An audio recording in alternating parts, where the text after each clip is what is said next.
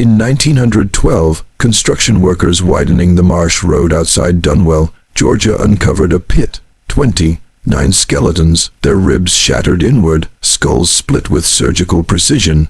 Before authorities could examine the remains, the pit was burned, then buried, then sealed under a new church. The sheriff called it an accident, the mayor called it God's will. But someone else, the one name they refused to speak, had already been whispered by the old families. He's come up again, they said, the undefeated slave fighter, the one who killed 37 men and was never beaten, the one we swore to drown in silence. Tonight we exhume what Dunwell tried to bury. Tonight we tell the story of Elias Stokes, the fighter no record officially acknowledges, the man whose victories came at a price no human spirit should pay. Every generation in Dunwell grew up with a version of the same warning: never follow the sound of fists in the night. Town elders claimed it was the echo of blood memory, but children whispered another explanation, that it was Elias Stokes still fighting somewhere beneath the soil. Historians dismissed him as folklore, an amalgamation of slave narratives and post-war paranoia. But fragments remain, scraps of ledgers, coded journal entries, sermons that sound like confessions. In these records, Elias appears not as a man, but as an institution. An instrument forged by plantation owners who built secret arenas along riverbanks, using enslaved fighters as entertainment for traveling elites. Elias Stokes was the champion of the Marshline Ring, the largest and most clandestine of these arenas. He supposedly never lost, he supposedly never spoke, and he supposedly killed 37 men before the age of 24. But the strangest detail is this: witnesses described him not as violent, but as terrified, as if something inside him awakened only when he stepped into the ring, as if he feared what would happen if he didn't fight. The Marshline Ring was built behind Dunwell's first orphanage, St. Bridget's Refuge, an institution that preached moral purity while hiding children whose births complicated powerful men's reputations. The arena was carved into the cypress swamps, hidden under boards and branches. Lanterns were placed in hollowed stumps. The marsh itself served as the walls. Visitors entered by boat, gliding over black water as frogs fell silent. Accounts described the smell iron, mud, and moss fermenting in the southern heat.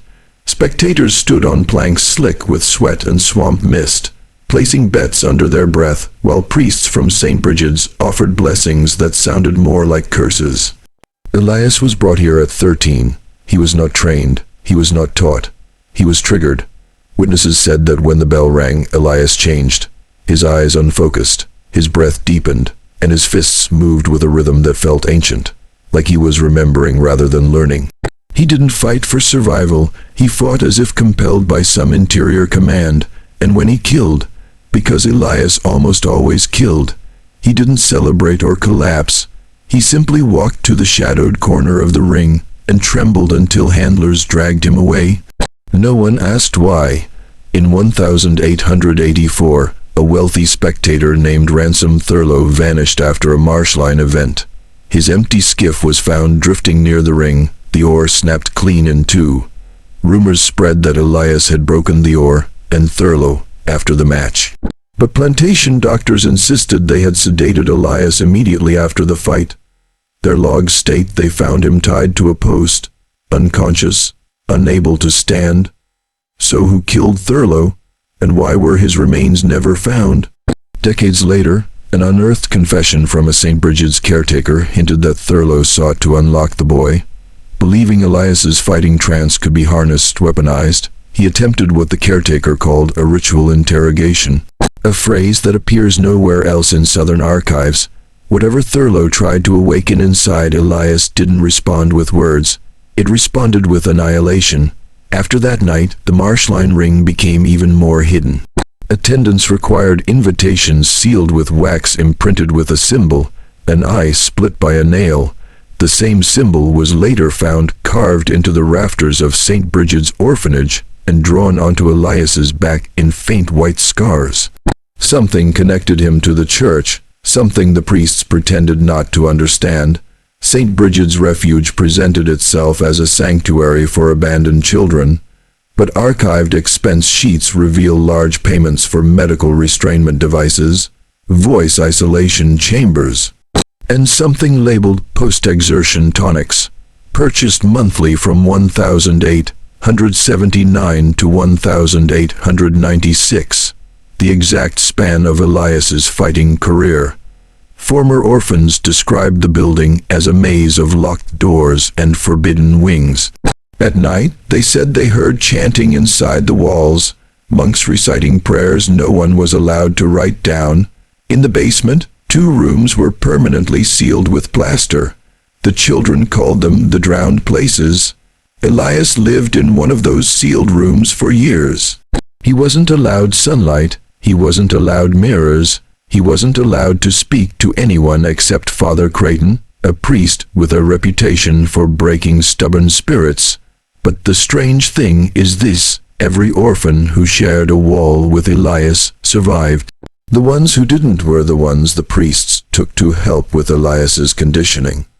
Nobody knows what conditioning meant. When the state finally seized St. Brigid's in 1914, every journal, ledger, and baptism log from Elias's era had been burned. Only the stone foundation remained, scratched with that same symbol, the eye split by the nail. Dunwell wasn't ignorant. Dunwell was complicit. The mayor's office issued forged birth records. The sheriff escorted guests to the swamp under the cover of night. Doctors falsified death certificates for fighters Elias killed in the ring, claiming malaria, drowning, or natural complications. Even the wives of the town's elite played a role. They hosted fundraisers to support orphanage programs, unaware or unwilling to acknowledge that their charitable donations funded the maintenance of the Marshline Arena.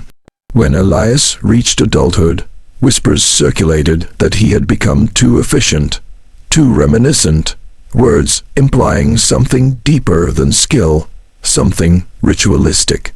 Plantation owners requested more fights with stronger opponents, escaped convicts, disgraced soldiers, men hardened by brutality. Elias killed all of them, and then one day he refused. Why? Because the next opponent brought to the ring was a boy, a child from the orphanage. Witnesses said Elias screamed, a raw animal cry, and lunged not at the opponent but at the priests who brought him. That was the night the ring shut down and the night Elias escaped. The town swore he drowned in the marsh, but the marsh tells different stories. The identity of the last man Elias killed, his 37th victim, was erased from every document. But a 1911 private letter from a Dunwell councilman reveals a disturbing detail. The opponent was not a volunteer. He was a church-designated sacrifice. The letter never states what the sacrifice was meant to accomplish, but the phrasing contained the inheritance, appears 3 times. This final fight was never meant for spectators. Only priests attended. They claimed Elias completed the purpose, though what that purpose was remains unknown. Some say the opponent was not an adult. Some say he was related to Elias. Some say the fight lasted less than 10 seconds. Whatever happened that night gave Elias the strength, or terror, to break out of the underground holding chamber and vanish into the swamp. 5 priests pursued him, none returned. Only their robes were found, torn into strips, hanging from cypress branches like abandoned skins. Locals believe the Dunwell Marsh isn't just wetland, it's a graveyard. Bodies were dumped there for decades. Escaped slaves, prisoners, orphans the church found unsuitable. Elias fled into this landscape of the forgotten, the unwanted, the erased. Maybe he hid, maybe he transformed, but those who went searching for him reported something impossible. They heard fists striking flesh, though no one was near. They heard chanting carried on windless nights. And some claimed they saw a shape, massive, trembling, pacing the waterline, like a man fighting an invisible opponent. A moonshiner who lived near the marsh swore Elias had burning hands, as if friction from years of combat had turned his knuckles into permanent embers. Others described him as hollow-eyed, starved, moving as though pulled by strings. But the most unsettling detail is this: everyone who saw him described him differently, as if he changed depending on who witnessed him. As if Elias became the version they feared most, or the version the marsh demanded. After Elias vanished, Dunwell experienced a phenomenon the newspapers called the night fists. For months, townspeople awoke to the sound of blows echoing through the streets, punches so loud they rattled shutters and split window panes. Some brave or foolish residents followed the noises. They found empty crossroads, dust rising as if feet had just moved through. They found wooden beams cracked cleanly down the middle. They found a blood trail that led nowhere, evaporating mid-path. The sheriff declared it panic-induced hallucination. The mayor blamed migrating wildlife. The church claimed it was the devil rehearsing. But the orphans of St. Brigid's told a different story. They said Elias was practicing for a fight that hadn't happened yet, a fight he couldn't escape even in death. They said the marsh was training him for something older than Dunwell, older than slavery, older than the continent itself, something that needed a perfect fighter. In 1899, after complaints mounted, the diocese sent an investigator, Reverend Thomas Elwood, a stern man known for exposing corruption. He entered St. Brigid's orphanage with 2 guards and a notebook. Only the guards came out. They emerged shaking, refusing to speak of what they'd seen. Elwood remained inside for 3 days. When he finally walked out, he was barefoot, his cassock torn, his eyes bloodshot. He carried only one item, a small wooden box. The next morning, Elwood disappeared. The box was found empty under his bed. A witness later claimed they saw a carving inside the wood, an eye split by a nail. The same symbol burned onto Elias's flesh, the same symbol etched into Dunwell's church foundation. This was no coincidence. This was doctrine. Whatever Elias had been forced to embody was tied to that mark, the mark of the severed vision, a sigil used by fringe sects that believed violence purified the soul by severing the earthly gaze. But why carve it into a child? Why train that child to kill? And why did the church abandon that symbol shortly after Elias vanished? The Marshline Ring's handlers kept meticulous notes, coded logs meant to track fighter behavior, injuries, and manifestations. Most entries are mundane: weight, pulse, meal intake. But Elias's section contains anomalies. Under behavioral notes, eyes unfocus, hears internal voice, refuses to sleep after exertion, pacing, left hand tremors when bell rings, stares at empty space as if seeing second opponent, displays fear of still water, screams when shown mirror. Under medical concerns, rapid tissue repair, no signs of concussion despite repeated skull impact, heart rate too slow during combat, non-human tempo. Under priestly remarks, he remembers, the inheritance is awakening. He is no longer alone inside.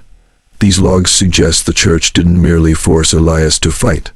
They believed he housed something or someone, something tied to the symbol, something that required blood to remain dormant. The more he fought, the quieter the inheritance. The longer he rested, the louder it became. Elias's reputation spread across state lines, drawing powerful men, congressmen, judges, plantation heirs, to the Marshline Ring. They formed a secret society called the Syndicate of Red Providence.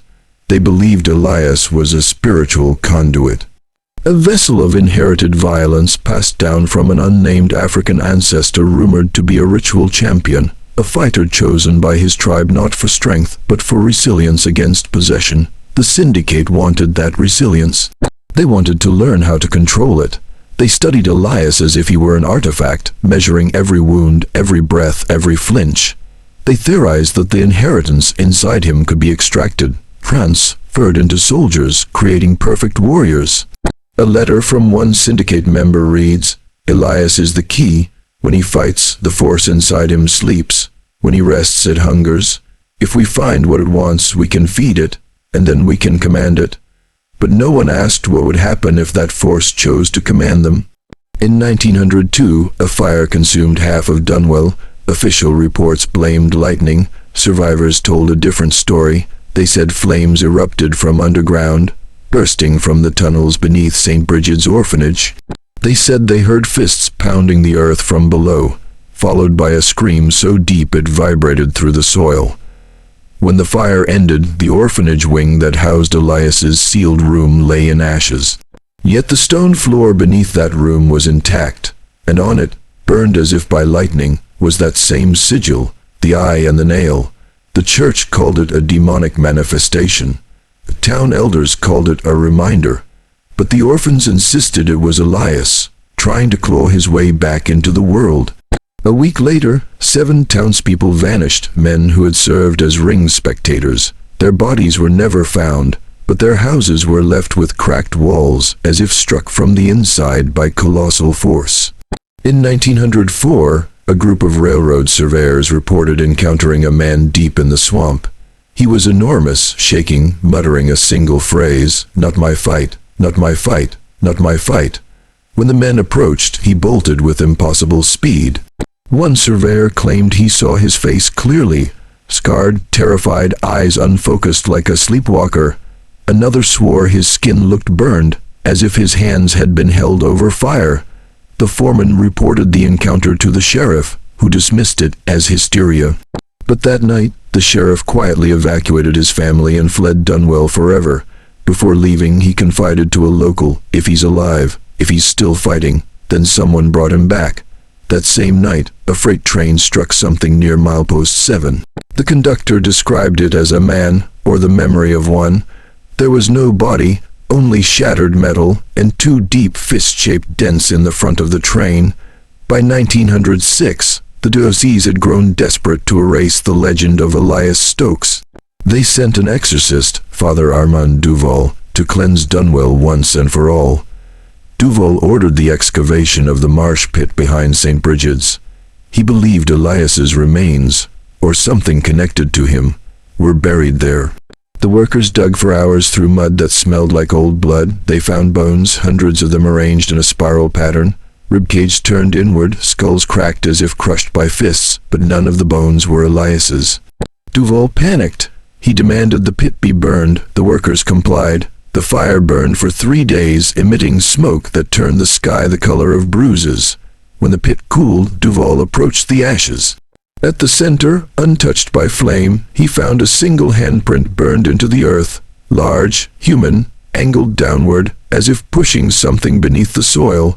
Duval fled Dunwell that night. He died a month later, scrawling Elias's name repeatedly on the walls of his rectory. In 1908, 4 children vanished from Dunwell. All were orphans. All had lived in the rebuilt wing of St. Bridget's. Authorities searched the swamp, the church, the river, the town borders, nothing. But an elderly former orphan later confessed something chilling. Each missing child had complained of hearing fists beneath their beds. They said Elias was fighting something in the basement, something trying to climb up, something he was trying to keep down. One child claimed to have seen him crouching in the dark, whispering urgently, "Stay above, don't come down here, don't look at it. Don't see what I have to see." It was as if Elias had become a guardian, or a prisoner, trapped in an eternal fight against something that never grew tired, something the church had once believed it could control. Modern scholars call it the final ring theory, the idea that the Marshline Arena wasn't just a place of violence, but a containment chamber. The shape of the arena, the surrounding symbols, the chants performed by priests, these match rituals designed to imprison entities in human vessels. Elias wasn't trained to fight. He was forced to fight to keep something dormant. Every match was a ritual suppression. Every kill was a temporary seal. Once Elias escaped, the seal broke. This explains the night fists, the disappearances, the cracked foundations. Elias wasn't hunting people. He was chasing something only he could sense, and killing may have been the only way to keep it from breaking through, which brings us back to 1912. The discovery of the pit, the burned bones, the silenced investigation. Town records indicate that shortly before the pit was sealed, a witness heard chanting inside the smoke. He claimed he saw a massive figure kneeling at the edge, pounding the earth rhythmically, as if trying to push something down. The witness ran. When he returned with others, the pit was empty. No figure, no chant, just silence. The next day, Dunwell's new church was built directly over the site. A church with no basement, no crawl space. No foundation deep enough to explain the constant vibration locals still report hearing beneath their feet. A rhythmic vibration, like fists. In 1947, a sealed envelope labeled "Do Not Open Until After Dunwell Dissolution" was found in the courthouse. Inside was a confession written by an aged councilman. He revealed the town's darkest truth. Elias never died. He was buried alive beneath the church, not as punishment, but as protection. The councilman wrote, "We did not bury a man, we buried a doorway, and every decade the knocking grows louder." He warned future generations never to break the ground beneath the church, never to remodel, never to excavate, because Elias's final fight was ongoing, and if he stopped, the inheritance would finish what the church began. Today, Dunwell no longer exists. The swamp reclaimed it. The church stands in ruins, but locals still avoid the area. They say if you stand near the old foundation at night, you can hear the sound that haunted generations, fists, striking something that refuses to die. Some believe Elias still fights down there alone, trembling, terrified, punching the darkness to keep the world safe from what the church awakened inside him. Others think he lost, and the fists you hear are not his. The truth no one knows, because every investigator who's tried to dig beneath the ruin has met the same fate.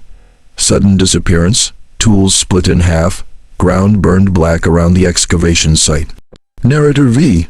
Oh, if the undefeated slave fighter is still alive, he has been fighting for more than a century, not for glory, not for survival, but to keep something ancient, imprisoned, a beat of silence.